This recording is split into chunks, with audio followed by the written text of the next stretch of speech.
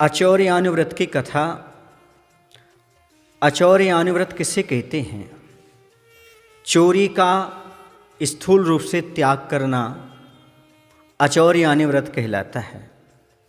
या सार्वजनिक जो जल एवं मिट्टी है उसके अलावा दूसरों की रखी हुई, गिरी हुई, पड़ी हुई वस्तु को ना तो स्वयं लेना और ना अन्य किसी को देना, इसका नाम अचौर्यानुव्रत कहलाता है। जो व्यक्ति अपने जीवन में स्थूल रूप से चोरी का त्याग करते हैं वह ग्रस्त के अचौर्यानुव्रत को प्राप्त कर लेते हैं। प्रत्येक ग्रस्त का कर्तव्य है उसे अनुव्रत धारण करना चाहिए और हमेशा के लिए चोरी का त्याग करना चाहिए। इसका विशेष फल हुआ करता है। अचौर्यानुव्रत में जो प्रसिद्ध हुए हैं उनका नाम था राजकुमार बारीसेन। मगध देश के अंतर्गत एक राजगिरी नाम की नगरी, जिसमें राजा सैनिक राज्य किया करते थे, उनकी रानी थी जिसका नाम था चेलना। उनका पुत्र था बारीसेन। बारीसेन उत्तम श्रावक था। वह चतुर्दशी के दिन उपवास आदि किया करता था।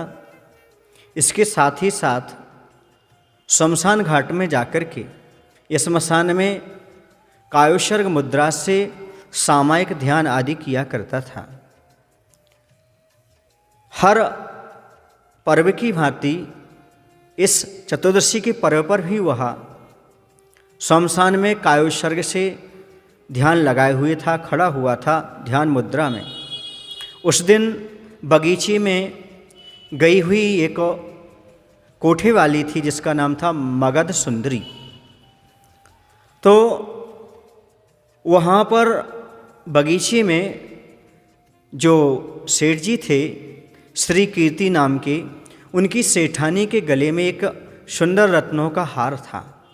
उसे देख कर के मगध सुंदरी को लगा कि यदि ये हार हमारे गले में नहीं आया तो हमारा जीवन व्यर्थ है। वह ऐसा सोच कर के अपने कोठे पर पहुंच गई। उससे मिलने के लिए रोज़ शाम को यानी रात्रि में एक चोर आया करता था जिसका नाम था विद्युत चोर। वह विद्युत चोर जो है ना, वह वहाँ पर पहुँचा। उसने देखा कि आज यह मगध सुंदरी उदास क्यों पड़ी हुई है। उससे पूछा, तुम्हारी उदासी का कारण क्या है? विद्युत चोर ने ऐसा पूछा। पूछने के बाद उसने बताया कि मैंने श्री कीर्ति सेठानी के, उनकी सेठानी के गले में एक हार देखा है और वो मुझे चाहिए। यदि वो नहीं मिलता तो हम समझ लेंगे आप हमसे सच्चा प्यार नहीं करते और हमारी तुम्हारे साथ शादी और विवाह नहीं हो सकता। ऐसा सुनकर के विद्युत चोर वहाँ से निकला और जाकर के वह कुशलता से सेठानी के गले से हार निकाल तो लाया, लेकिन हार में इतनी चमक होती है क्योंकि रत्नों की हार को कोई छिपा नहीं सकता और चारित्र्यवान की यश को कोई रोक नहीं सकता, ये निश्चित है। और उसकी चमक को देख कर के वहाँ जो उसके रक्षक लोग थे, कोतवाल थे, पहरेदार थे, उन्होंने चोर समझ करके उसके पीछे भागे। अब यह आगे भागता चला जा रहा है, कोतवाल आदि पीछे से भागते चले जा रहे हैं और वहीं पहुंच गया वो शमशान में जहाँ पर बारीसेन राजकुमार कायोसर्ग से सामायिक ध्यान कर रहे थे। उनका उपवास भी था उस दिन और उसने देखा कि चलो एक काम करते हैं, इसी के पैरों के पास हार पटक करके अपन छिप जाते हैं तो हम बच जाएंगे और बारीसेन पकड़ा जाएगा।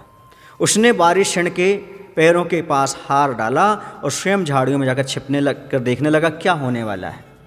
और यहाँ से पीछे से कोतवाल गए, उन्होंने उसको पकड़ लिया और राजा से कहा गया कि राजकुमार ही ऐसा काम करता है।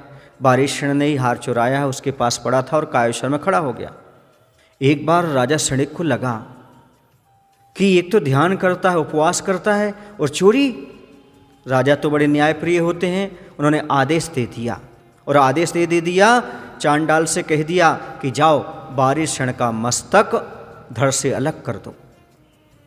और वह वहाँ पर पहुँचे और चांडाल ने जाकर के जैसे ही मस्तक पर तलवार चलाई, और ऐसा हुआ कि जैसे ही देवताओं ने यह देखा कि एक अचौरियान व्रत का पालन करने वाले, ध्यान करने वाले, उपवास करने वाले पर उपसर्ग आया है, तत्काल देवताओं ने आकर के उस तलवार को फूल की माला के रूप में परिवर्तित कर दिया। और जय जय के शब्द सुनाई दिए। ये राजा सैनिक को जानकारी लगी। राजा सैनिक तत्काल आए और उन्होंने अपने पुत्र अर्थात राजकुमार बारिशण से क्षमा मांगी। बारिशण ने कहा, नहीं पिताजी, ये तो आपका कर्तव्य था और आप तो राजा हैं, आपने तो उचित किया, वरना अपना ये अयस हो जाता। आपने बहुत अच्छा किया। तो चलो बारिशण, आप घर चलते हैं और राजमहल में अच्छे सुख शांति से रहना। तो बारिशण ने कहा कि मैंने तो मन ही मन सोच लिया था, यदि मैं उपसर्ग से दूर हो गया, उपसर्ग टल गया, तो मैं नियम से पाणी पात्री बनूंगा, अर्थात हाथ में भोजन करूंगा, अर्थात मैं दिगंबर मुनि बनूंगा। ऐसा हमने विचार कर ही लिया था।